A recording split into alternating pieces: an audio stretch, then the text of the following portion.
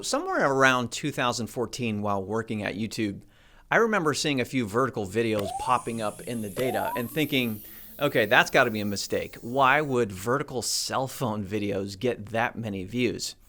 Turns out it was a thing. It was a big thing. And then TikTok showed up, and it's a lot of fun, and people jumped in. And then jump to present day, TikTok is once again on the chopping block in the US, and this time there seems to be a lot more momentum behind the ban. With all the debate, I think people are missing some points that I wanted to highlight. First, of course, I'm a YouTube guy, former creator, former employee, but I've always understood the fun of TikTok. It's casual, it's creative, it's easy, and it probably beats out YouTube as the platform for the people. Now, some of my former colleagues might be shocked and appalled that I would say that, but it's not YouTube's fault. The only reason I say that is because YouTube also has this fully professional and legitimate side. So I think TikTok has a slight edge when it comes to being the platform for the everyday person. And I remember working at YouTube years ago before TikTok when we were all about our high production value with our YouTube spaces around the globe. And here came TikTok to point out that, hey, not everybody wants to produce a big, fancy TV-like show. There are millions and millions of people who just want to whip out their phones and record some fun and some joy. So TikTok found a blue ocean of opportunity that YouTube at the time didn't even know existed. I sure didn't. And unlike all the platforms that challenged YouTube over the years only to fail, and I saw them all, TikTok was the only one to really kind of punch YouTube in the mouth and give it a run for its money. Now, I'll get to the negative stuff in a moment, but more credit to where it's due. I think TikTok has the most effective algorithm I've ever experienced as a viewer. I mean, YouTube's is excellent, but when I'm on TikTok, sometimes it takes all my strength to tear the phone away from my face, which is one of the reasons why we don't even allow our preteen kids to watch TikTok. Now, I recall, as I'm sure many of you do, prior to 2016, when TikTok wasn't even around yet, and everybody survived just fine with all the other apps, both creators and viewers alike. There was plenty to choose from. So I think Americans will survive just fine if TikTok has to no longer be a part of our lives again. Although I do recognize that thousands of creators have now built livelihoods on TikTok, usually through brand deals or selling a small product of some kind. But now the US Congress is again turning up the heat, seeing the Chinese-owned app as a threat. And even after 10 years inside YouTube, I'm still wondering exactly where the risk lies.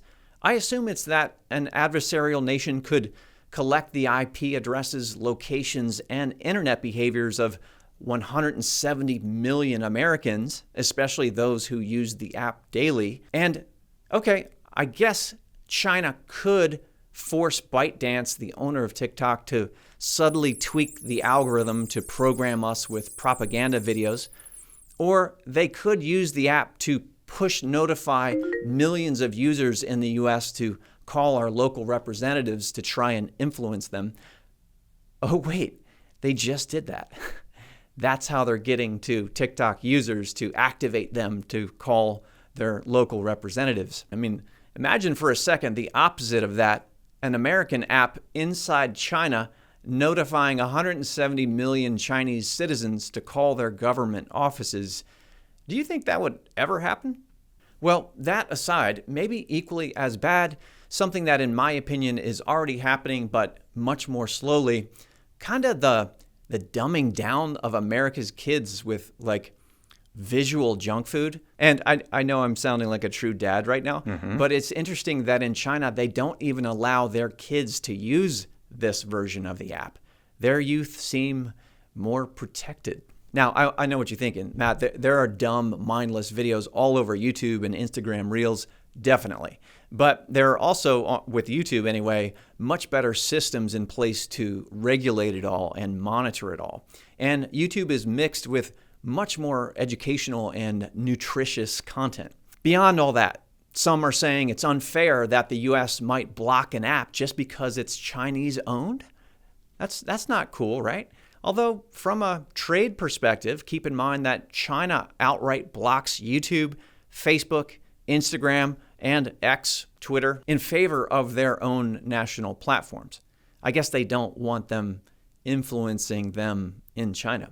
As for the outrage from TikTokers in America, from those who want to save TikTok, I think the app is just so fun that people are turning a blind eye to the dangers of it. There are these things that fans of TikTok really need to think about. And look, again, I'm biased as a YouTube OG, but I think we will all survive again without TikTok in our lives. And as for the US creators who do TikTok for a living, my advice is to simply try to port your audiences over to one of the other platforms. I mean, once you have a loyal following, they'll pretty much follow you wherever you go. So bring them over to YouTube or an Instagram, or even better, get them on an email list that you have better control of. So as for how this is all going to pan out, I don't know. I think the most likely scenario is that some American company will buy TikTok, but even then, how will that work? How will TikTok's massive server warehouses, currently operated under the Chinese government, be transferred to an American company with 100% assurance that there's no Chinese spyware built in or some kind of monitoring? I don't know. I'm not a tech person in that way, but I can't imagine it's going to be easy. Tough questions, and we'll see how it pans out, but that's my take. Curious what you think. I'm Matt Koval, and I appreciate you watching.